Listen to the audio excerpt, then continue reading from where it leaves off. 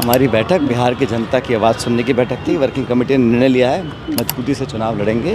देश में जो सरकारें हैं केंद्र की राज की, सब लोग ऊब चुके हैं, बदलाव चाहते हैं। जी, इसके अलावा भी कोई सीटों को चुनाव को लेकर कोई चर्चा सर बिहार में?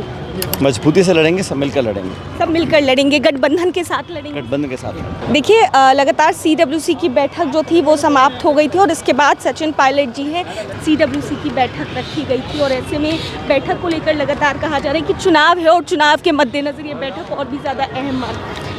हमारी बैठक बिहार की जनता की आवाज़ सुनने की बैठक थी। वर्किंग कमेटी ने निर्णय लिया है मजबूती से चुनाव लड़ेंगे। देश में जो सरकारें हैं केंद्र की राज की, सब लोग ऊब चुके हैं, बदलाव चाहते हैं। जी, इसके अलावा भी कोई सीटों को चुनाव को लेकर कोई चर्चा सर बिहार में?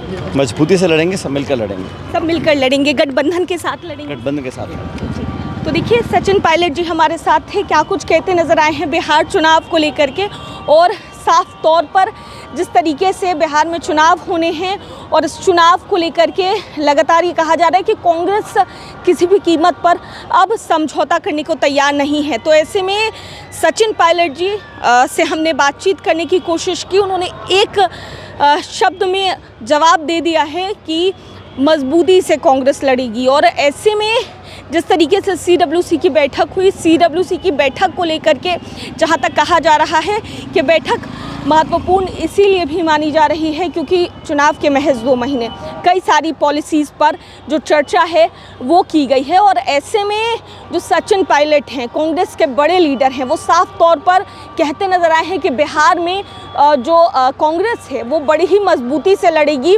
तो सदाकत आश्रम में आज कांग्रेस वर्किंग कमेटी की बैठक हुई है और इसके बाद अब तमाम जो लीडर्स निकल रहे हैं उनसे हम बात करने की कोशिश कर रहे हैं क्योंकि वर्किंग कमेटी में जो पॉलिसीज़ हैं वो तय की जाती हैं, लेकिन अब चुनाव है तो जाहिर है कि चुनाव की चर्चा भी होगी और ऐसे में क्या कुछ कहते नज़र आए हैं कांग्रेस के बड़े लीडर सचिन पायलट, आप साफ तौर से सुन रहे थे। कैमरा पर्सन बबलू के साथ मैं दक्षा प्रिया, दर्श न्यूज़ पटना।